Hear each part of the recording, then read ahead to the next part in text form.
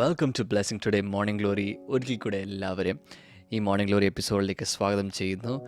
Every day is a new breath of fresh air. എല്ലാ ദിവസവും കർത്താവ് നമുക്ക് തന്നിരിക്കുന്ന ഒരു പുതിയ അവസരമാണ്. ഒരാൾ പറഞ്ഞു, every day, every moment, every second is a new chance. കർത്താവ് തരുന്ന ഒരു രണ്ടാം ഊഴം എന്ന് പറയാം. Every day, every second. So ഈ ഒരു ദിവസം കർത്താവ് തന്നിരിക്കുന്ന ഒരു അടുത്തൊരു ഓപ്പർച്യൂണിറ്റിയാണ്, അടുത്തൊരു ചാൻസാണ്. നമ്മൾ പൂർണ്ണമായി കർത്താവിന് വേണ്ടി നമ്മൾ ഇന്ന് നിൽക്കുമ്പോൾ കർത്താവ് വലിയ കാര്യങ്ങൾ നമ്മുടെ ലൈഫിൽ ചെയ്യാൻ പോവുകയാണ്. ആമേൻ. നമുക്കിന്ന് ഒരു കോ സ്പോൺസറാണുള്ളത്. റാന്നിയിൽ നിന്ന് ജോസഫ് ജോൺ ബ്രദറാണ്. ഒരു സന്തോഷ വാർത്ത അദ്ദേഹം നമ്മളോട് പങ്കുവയ്ക്കുന്നത്.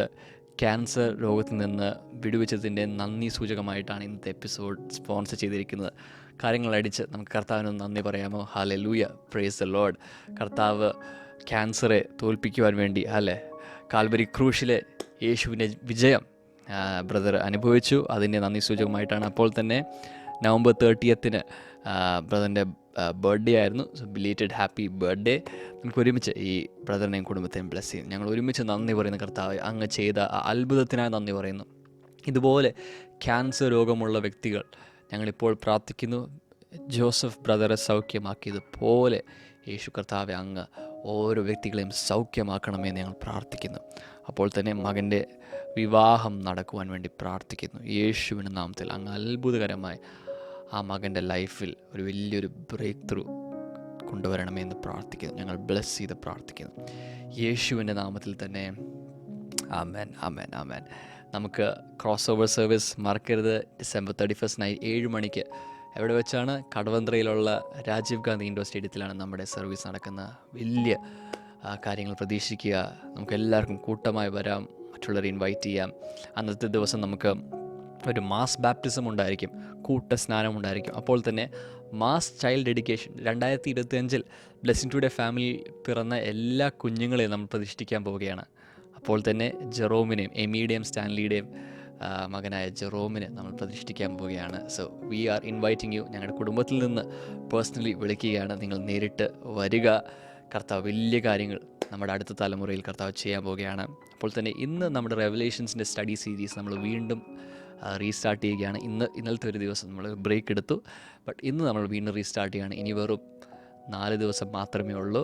ഈ 4 ദിവസങ്ങളിലുള്ളിൽ നമ്മൾ അടുത്ത ഒരു 7 ചാപ്റ്റേഴ്സ് നമ്മൾ കംപ്ലീറ്റ് ചെയ്യാൻ പോവുകയാണ്.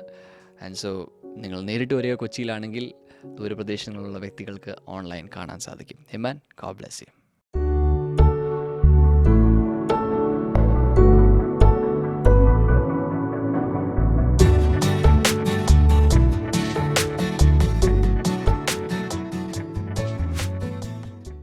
Welcome back. ഈ ആഴ്ചയിലെ മോർണിംഗ് ഗ്ലോറിയുടെ 2ാമത്തെ ദിവസമാണ്. കഴിഞ്ഞ ആഴ്ചകളിലൊക്കെ പറഞ്ഞുകൊണ്ടിരുന്നത് നിങ്ങൾ ഓർക്കുന്നുണ്ട് എന്ന് വിശ്വസിക്കുന്നു. എൻ്റെ നോട്ട്സ് എഴുതിയിട്ടുണ്ടെന്ന് വിശ്വസിക്കുന്നു. This can be your story. ഇത് നിങ്ങളുടെ കഥയാകാം. ഒരു മനുഷ്യൻ്റെ, ബൈബിളിലെ ഒരു കഥാപാത്രത്തിൻ്റെ ജീവിതം മൊത്തം നമ്മൾ അവലോകനം ചെയ്യുകയാണ്. ഞാൻ എപ്പോഴും പറയാറുള്ളത് വീണ്ടും പറയുന്നു, the holy spirit is our biographer. പരിശുദ്ധാത്മാവാണ് നമ്മുടെ ജീവിത ചരിത്രം എഴുതുന്നത്. പരിശുദ്ധാത്മാവിന് വളരെ നമ്മുടെ ലൈഫിലെ മൈന്യൂട്ട് ഡീറ്റെയിൽസ് പോലും നോക്കി അറേഞ്ച് ചെയ്യാൻ കഴിയും. യോസഫ് എന്നൊരു ഒരു യുവാവിൻ്റെ ജീവിതത്തിൽ ദൈവം പ്രവർത്തിച്ച് തന്നെ മനുഷ്യർക്ക് ഇമാജിൻ ചെയ്യാൻ പോലും കഴിയാത്ത ഉയരത്തിലെത്തിച്ചു. ഞാൻ ആദ്യത്തെ എപ്പിസോഡുകളിലൊക്കെ പറഞ്ഞിരുന്നു, യോസഫിൻ്റെ ജീവിതത്തെ നമുക്ക് 3 ആക്കി തിരിക്കാം. ഏതൊക്കെയാണ് പറയാമോ? ലൈവ് ചാറ്റിലൊന്ന് ഇടാമോ? ഒന്നെന്താണ്? ബിലവഡ് സൺ, വീട്ടിലെ അപ്പൻ്റെ ഇഷ്ടഭാജനമായ പുത്രൻ. രണ്ടാമത്തേത് എന്താണ്? റിജക്റ്റഡ് സ്ലേവ്, എല്ലാവരാലും തള്ളിക്കളയപ്പെട്ട ഒരടിമ. മൂന്നാമത്തേത് എന്താണ്? Exalted ruler. ഇത് തന്നെയാണ് യേശുവിൻ്റെ ജീവിതത്തിൽ നടക്കുന്നത്. ശ്രദ്ധിച്ചിട്ടുണ്ടോ? ഇവൻ എൻ്റെ പ്രിയപുത്രൻ, ഇവനിൽ ഞാൻ പ്രസാദിച്ചിരിക്കുന്നു. പിതാവിൻ്റെ പ്രിയപുത്രൻ, ഏകജാതനായ പുത്രൻ, ഏറ്റവും ഇഷ്ടപ്പെട്ട പുത്രൻ എന്ന രീതിയിൽ യേശുവിനൊരു കാലഘട്ടം ഉണ്ടായിരുന്നു. എന്നാൽ ഈ ഭൂമിയിലേക്ക് വന്ന് എല്ലാവരാലും തള്ളപ്പെട്ട, സ്വന്തം ജനങ്ങൾ പോലും തള്ളി, ശിഷ്യന്മാർ പോലും തള്ളി, എല്ലാവരാലും തള്ളപ്പെട്ടൊരു ദാസനെ പോലെ അവൻ ഈ ഭൂമിയിൽ ജീവിച്ചു. ഫിലിപ്പ് ലേഖനം 2-ാം അധ്യായം 6 മുതൽ വ്യക്തമായി യേശു കർത്താവ് താഴേക്ക് ഇറങ്ങി വന്നതിൻ്റെ പടികൾ പറഞ്ഞിട്ടുണ്ട്. അങ്ങനെ തന്നെത്താൻ അവൻ താഴ്ത്തി. എന്നാൽ ഇന്ന് അവൻ ആരായിരിക്കുന്നു? Exalted ruler. ഏറ്റവും ഉയർത്തപ്പെട്ട, സ്വർഗത്തിലും ഭൂമിയിലും സകല അധികാരവും എനിക്ക് നൽകപ്പെട്ടിരിക്കുന്നു. രാജാധിരാജാവും കർത്താധികർത്താവുമായി ഉയരങ്ങളിൽ വാഴുന്നവൻ പിതാവിൻ്റെ വലതുഭാഗത്ത് ഇരിക്കുന്നു. സോ ഈയൊരു അതുപോലെ തന്നെയായിരുന്നു യോസഫിൻ്റെയും ജീവിതം, അല്ലെങ്കിൽ യോസഫിൻ്റെ ജീവിതത്തിൻ്റെ ഘട്ടങ്ങൾ പോലെയാണ് യേശുവിൻ്റെ ജീവിതത്തിൻ്റെയും ഘട്ടങ്ങൾ. അങ്ങനെയാണെങ്കിൽ നമ്മുടെ ജീവിതത്തിലും ഇതിനൊരു റെലവൻസ് ഇല്ലേ? കർത്താവ് നമ്മളെ ഇഷ്ടപ്പെടുന്നു, സ്വർഗത്തിലെ പിതാവ് നമുക്ക് ഏറ്റവും വലിയ നന്മകൾ നൽകുന്നു. ഇതൊക്കെ ശരിയായിരിക്കുമ്പോൾ തന്നെ പലപ്പോഴും ഈ ഭൂമിയിൽ ഒരു റിജക്റ്റഡ് സ്ലേവിനെ പോലെ നമ്മൾ തരം താഴ്ത്തപ്പെടുന്ന അനുഭവങ്ങളൊക്കെ ഉണ്ടായേക്കാം. എന്നാൽ ആ ഒരു പീരിയഡിന് ശേഷം ആണ് ഏറ്റവും ഏറ്റവും ഉയർത്തപ്പെട്ട രീതിയിലേക്ക് മാറ്റപ്പെടുന്നത്. ഈ കാര്യങ്ങളൊക്കെ നമ്മൾ ഹൃദയത്തിൽ മനസ്സിലാക്കിയാൽ ജീവിതത്തിൻ്റെ പല ഘട്ടങ്ങളിലും നമുക്ക് പിടിച്ചു നിൽക്കാൻ കഴിയും. ഇല്ല, ഇത് മനസ്സിലാകുന്നില്ലെങ്കിൽ ആ റിജക്റ്റഡ് സ്ലേവ് എന്ന രീതിയിലുള്ള ഫേസിലൂടെ നമ്മൾ പോകുമ്പോൾ ആത്മഹത്യ ചെയ്യാൻ പ്രേരണ വരും. എങ്ങനെയെങ്കിലും എല്ലാം നശിച്ചാൽ മതി, ദൈവത്തെ ഉപേക്ഷിക്കാൻ തോന്നും, പ്രാർത്ഥന നിർത്താൻ തോന്നും. പക്ഷേ ഇതറിയാമെങ്കിൽ എനിക്കൊരു ഉയർച്ച വരുന്നുണ്ട്, കേൾക്കുന്നുണ്ടോ? നിങ്ങൾക്കൊരു ഉയർച്ച വരുന്നുണ്ട് എന്നറിയാമെങ്കിൽ ഇപ്പോഴേ നമുക്ക് സമാധാനിക്കാം. ഈ കാലഘട്ടം എന്നും ഇങ്ങനെയല്ല, ഞാൻ എന്നും ഇങ്ങനെ അവസാനിക്കാൻ പോകുന്നില്ല, എനിക്ക് ഒരു ഉയർച്ച ദൈവം തരും, ഈ ലോകത്തിൽ വെച്ച് തന്നെ എനിക്കൊരു ഉയർച്ച ദൈവം തരും എന്ന് വിശ്വസിക്കാൻ നമുക്ക് സാധിക്കുമോ? ഈ ഒരു സമയത്ത് ഒരു വചനം എനിക്ക് നിങ്ങൾക്ക് തരാൻ തോന്നുന്നു. എബ്രായ ലേഖനം 2:10 Hebrews 2:10 in bringing many sons and daughters to glory. അനേകരെ, പല മക്കളെ, തൻ്റെ പുത്രന്മാരെയും പുത്രിമാരെയും മഹത്വത്തിലേക്ക് നടത്തുമ്പോൾ it was fitting that God for whom and through whom everything exists should make the pioneer of their salvation perfect through what he suffered. പലരെയും മഹത്വത്തിലേക്ക് നടത്തുന്ന ആ വഴിയിൽ ദൈവത്തിന് ഉചിതമായി തോന്നി. എന്താണ് ഉചിതമായി തോന്നിയത്? അവരെ നടത്തുന്ന ക്യാപ്റ്റൻ ഓഫ് സാൽവേഷൻ ആയവനെ കഷ്ടാനുഭവങ്ങളിലൂടെ പൂർത്തി വരുത്തുവാൻ, സമ്പൂർണതയിലേക്ക് നടത്തുവാൻ പിതാവിന് പ്രസാദം തോന്നി എന്നതിൻ്റെ അർത്ഥം യേശു അപൂർണനായിരുന്നു? ഇല്ല. എന്നാൽ മനുഷ്യനായി തീർന്നതുകൊണ്ട്, മനുഷ്യൻ്റെ അവസ്ഥയിൽ നിന്നുകൊണ്ട് അവനെ അനേകരെ മഹത്വത്തിലേക്ക് നടത്തുന്നതിന് അവനെ ഒരു പെർഫെക്ഷനിലേക്ക്, ആ ആസ്പെക്റ്റിൽ ഒരു പെർഫെക്ഷനിലേക്ക് നടത്തേണ്ടത് എങ്ങനെ? കഷ്ടാനുഭവങ്ങളിലൂടെ. ഇത് തന്നെയാണ് യോസഫിൻ്റെ ജീവിതത്തിൽ നടക്കുന്നത്. എന്ന് വെച്ചാൽ തൻ്റെ ജീവിതത്തിൽ താൻ അനുഭവിച്ച നിരവധി യാതനകളിലൂടെ ആ ഒരു ഫേസിൽ 13 വർഷം കൊണ്ട് പൊട്ടക്കുഴി തുടങ്ങി അവസാനം താൻ കൊണ്ടറയിൽ കിടന്ന് അവിടെ നിന്നും രാജസന്നിധിയിലേക്ക് വരുന്നവരെയുള്ള ആ 13 വർഷം കൊണ്ട് പല പല ഘട്ടങ്ങളിലൂടെ മനുഷ്യജീവിതം എന്താണ്? മനുഷ്യജീവിതത്തിൽ കഷ്ടതയിലായാലും ദൈവത്തെ എങ്ങനെ പ്രസാദിപ്പിക്കാം? അതിനിടയിൽ അവൻ്റെ പല സ്കില്ലുകൾ, എന്ന് വെച്ചാൽ ഒരു ഹൗസ് ഹോൾഡ് എങ്ങനെ മാനേജ് ചെയ്യും, ഞാനന്ന് പറഞ്ഞിരുന്നു ഒരു പ്രൈവറ്റ് ലിമിറ്റഡ് കമ്പനി എങ്ങനെ മാനേജ് ചെയ്യുമോ അത്രയ്ക്ക് ടാസ്ക് ആയിരുന്നു, അത്രയ്ക്ക് വലിയൊരു സംഭവമായിരുന്നു അന്നൊരു ഹൗസ് ഹോൾഡ് മാനേജ് ചെയ്യുക. ഒരു കമ്പനിയാണ്, അത്രയും ആടുമാടുകളും പല ആക്ടിവിറ്റീസും ദാസീദാസന്മാരും ഒക്കെ അതിനകത്തുണ്ട്. അങ്ങനെയുള്ള സ്കിൽ അവന് വർദ്ധിച്ചു. അതുപോലെ കാരാഗൃഹത്തിൽ കിടന്ന സമയത്ത് അവിടെയുള്ളതിനെ മാനേജ് ചെയ്യുക, ഒരു സൂപ്പർവൈസറി റോൾ എങ്ങനെ എടുക്കണം, ഈ ട്രെയിനിങ്, അതായത് കണക്കുകൾ സൂക്ഷിക്കുന്ന അക്കൗണ്ടിങ്, ഓരോ കാര്യങ്ങളും ബുദ്ധിപൂർവ്വം ചെയ്യുന്ന, ഇതിലെല്ലാം സ്കില്ല് ഡെവലപ്പ് ചെയ്തത് ഈ ഘട്ടത്തിലാണ്. നമ്മൾ വലിയ കഷ്ടതയിലൂടെ പോകുന്ന ആ സമയത്തൊക്കെ പലപ്പോഴും നമ്മിൽ പലതും ഡെവലപ്പ് ചെയ്തുകൊണ്ടിരിക്കുകയാണ്. അത് നമ്മൾ മറന്നു പോകരുത്. എൻ്റെ അനുഭവം അതാണ്, നിങ്ങൾ പലരുടെ അനുഭവം അതാണ്. ഞാൻ പറയാൻ വന്നത്, യേശുവിനെ പോലും ഇന്നത്തെ മഹത്വത്തിലേക്ക് പോകുന്നതിന് മുൻപ്, അനേകരെ മഹത്വത്തിലേക്ക് നടത്തുന്നതിന് മുമ്പ് താൻ അനുഭവിച്ച കഷ്ടാനുഭവങ്ങളാൽ തന്നെ പൂർണ്ണതയിലേക്ക് നടത്തുവാൻ പിതാവിന് ഇഷ്ടം തോന്നി. എന്ന് വെച്ചാൽ മനുഷ്യത്വത്തിൽ നിന്നുകൊണ്ട് ആ ഒരു രാജകീയ അവസ്ഥയിലേക്ക് പോകുന്നതിൻ്റെ നടത്തിപ്പ്. ഇത് മനസ്സിൽ വയ്ക്കുന്നത് എപ്പോഴും നല്ലതാണ്. ഇനി നമുക്ക് തിരിച്ച് ഉൽപ്പത്തി പുസ്തകം 46-ാം അധ്യായം അതിൻ്റെ 4 വരെയാണ് നമ്മൾ ഇന്നലെ വരെ കണ്ടത്.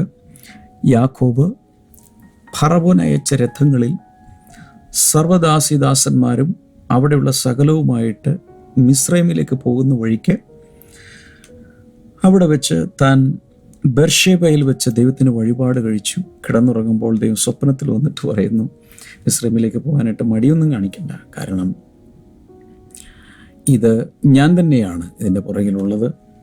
ഞാൻ നിന്നെ അവിടെ വെച്ച് വലിയൊരു ജാതിയാക്കും, എന്നിട്ട് ഞാൻ ഇവിടേക്ക് മടക്കിക്കൊണ്ടുവരും എന്നൊക്കെ പറഞ്ഞു. മാത്രമല്ല, യോസഫിൻ്റെ കൈകൊണ്ട് തന്നെ അവൻ നിൻ്റെ കണ്ണുകൾ അടയ്ക്കും. എന്ന് വെച്ചാൽ യോസഫിൻ്റെ സാന്നിധ്യത്തിലായിരിക്കും നീ മരിക്കാൻ പോകുന്നത്. ഇത്രയും കാര്യങ്ങളൊക്കെ പറഞ്ഞു. ഇനി 5-ാമത്തെ വചനം മുതൽ നോക്കാം. പിന്നെ യാക്കോബ് ബെർഷേബയിൽ നിന്ന് പുറപ്പെട്ടു. ഇസ്രായേലിൻ്റെ പുത്രന്മാർ അപ്പനായ യാക്കോബിനെ കയറ്റുവാൻ ഫറവോൻ അയച്ച രഥങ്ങളിൽ അവനെയും തങ്ങളുടെ മക്കളെയും ഭാര്യമാരെയും കയറ്റി കൊണ്ടുപോയി. തങ്ങളുടെ ആടുമാടുകളെയും കനാൻ ദേശത്ത് വെച്ച് സമ്പാദിച്ച സമ്പത്തുക്കളെയും കൊണ്ടുപോയി. അങ്ങനെ യാക്കോബും സന്തതികളുമെല്ലാം മിസ്രയീമിൽ എത്തി.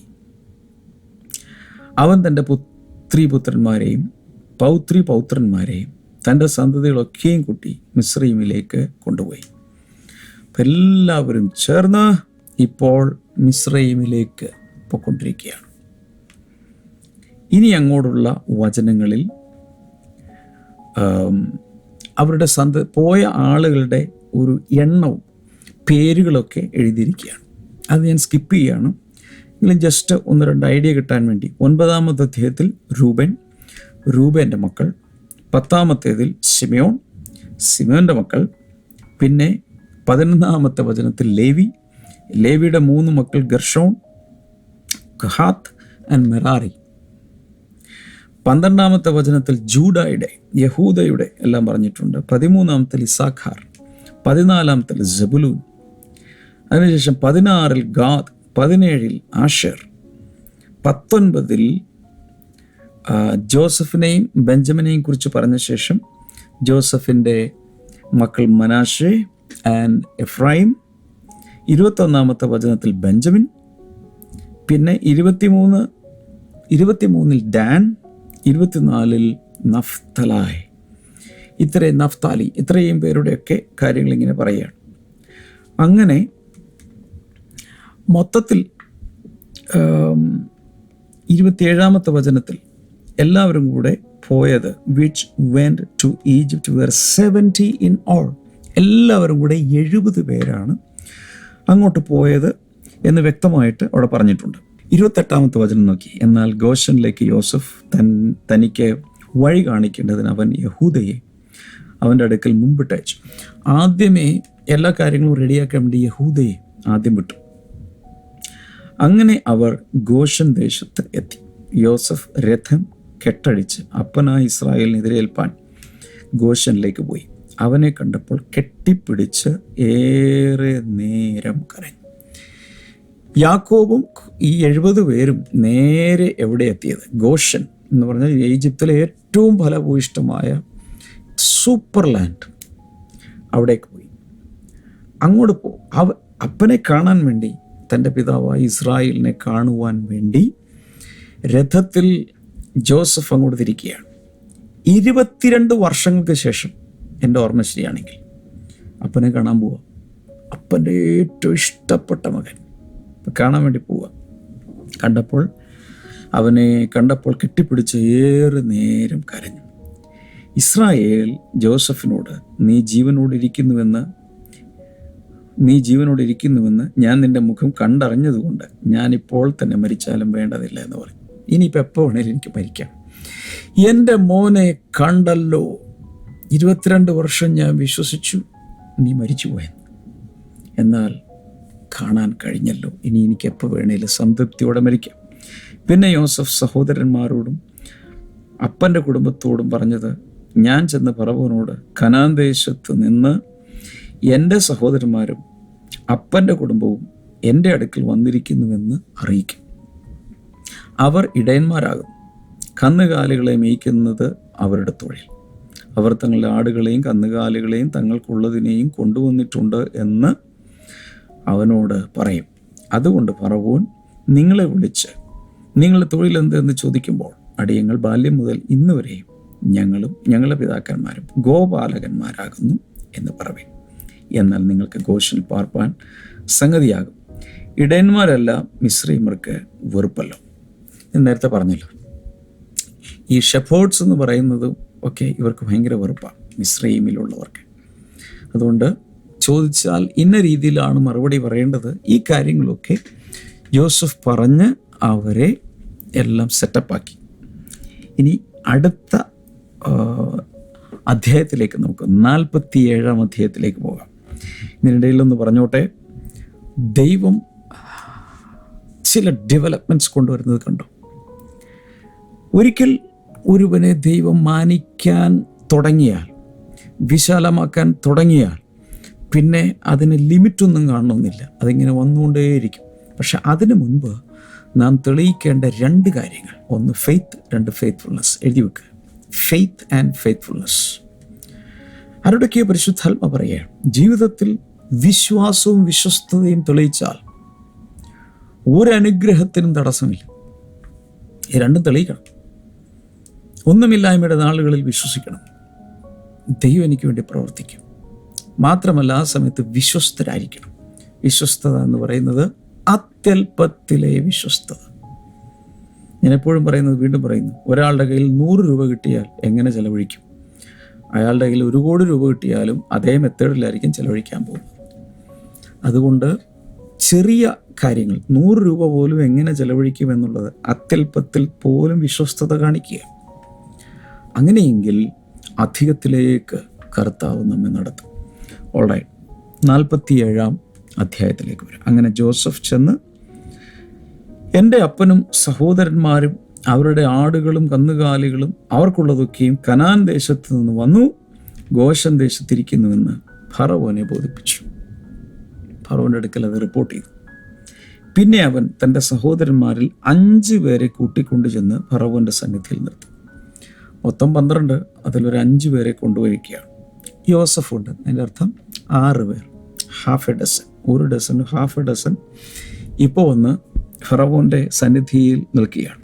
അപ്പോൾ ഫറവോൻ അവൻ്റെ സഹോദരന്മാരോട് നിങ്ങളുടെ തൊഴിലെന്ത് എന്ന് ചോദിച്ചതിന് അവർ ഫറവോനോട് അടിയങ്ങളും അടിയങ്ങളുടെ പിതാക്കന്മാരും ഇടയന്മാരാകുന്നു എന്ന് പറഞ്ഞു. ദേശത്ത് താമസിപ്പാൻ ഞങ്ങൾ വന്നിരിക്കുന്നു. കനാൻ ദേശത്തെ ക്ഷാമം കഠിനമായിരിക്കുകയാൽ അടിയങ്ങളുടെ ആടുകൾക്ക് മേച്ചിലില്ല. അടിയങ്ങൾ ഗോശൻ ദേശത്ത് പാർത്തുകൊള്ളട്ടെ എന്നും അവർ ഫറവോനോട് പറഞ്ഞു. ഫറവോൻ യോസഫിനോട്, നിന്റെ അപ്പനും സഹോദരന്മാരും നിന്റെ അടുക്കൽ വന്നിരിക്കുന്നുവല്ലോ. മിസ്രയീം ദേശം നിന്റെ മുമ്പാകിരിക്കുന്നു. ദേശത്തിലേക്കും നല്ല ഭാഗത്ത് നിന്റെ അപ്പനെയും സഹോദരന്മാരെയും പാർപ്പിക്കുക. അവർ ഗോശൻ ദേശത്ത് തന്നെ പാർത്തുകൊള്ളട്ടെ. അവരിൽ പ്രാപ്തന്മാർ ഉണ്ടെന്ന് നീ അറിയുന്നുവെങ്കിൽ അവരെ എൻ്റെ ആടുമാടുകളുടെ മേൽവിചാരകന്മാരാക്കി വെക്കുക എന്ന് കൽപ്പിച്ചു. ഓക്കേ, അപ്പോൾ ഏറ്റവും മനോഹരമായ ദേശം ഫറവോൻ്റെ സമ്മതത്തോടുകൂടി അവർക്ക് ലഭിക്കുന്നു. ഫറവോൻ ഇതിനിടയ്ക്ക് ഒരു കാര്യം കൂടി പറഞ്ഞു. ഇതാണ് പറഞ്ഞത്, and if you know of any among them with special ability put them in charge of my own livestock. ഇവരിൽ വളരെ നല്ല കഴിവുള്ള ആരെങ്കിലുമൊക്കെ ഉണ്ടെങ്കിൽ ഫറവോൻ പറയുകയാണ്, രാജാവിൻ്റെ ആടുമാടുകൾക്കൊക്കെ മേലധികാരികളാക്കി വെച്ചേക്കാൻ പറയും. അങ്ങനെ ഒരു അവസരം കൂടെ അവർക്ക് കിട്ടുന്നു. 7-ാമത്തെ വചനത്തിൽ യോസഫ് തൻ്റെ അപ്പനായ യാക്കോബിനെയും അകത്തുകൊണ്ട് ചെന്ന് അവനെ ഫറവോൻ്റെ സന്നിധിയിൽ നിർത്തി. ഇപ്പോൾ ഇതുവരെ ഫാദറിനെ കാണിച്ചിട്ടില്ല. ഫാദറിനെ കൊണ്ടുവന്നത് ആദ്യം 5 ബ്രദേഴ്സിനെ കൊണ്ടുപോയി, അതിനുശേഷം ഫാദറിനെ കൊണ്ടുപോകുന്നു. യാക്കോബ് ഫറവോനെ അനുഗ്രഹിച്ചു. ഫറവോൻ യാക്കോബിനോട് എത്ര വയസ്സായി എന്ന് ചോദിച്ചു. യാക്കോബ് ഫറവോനെ അനുഗ്രഹിച്ചു.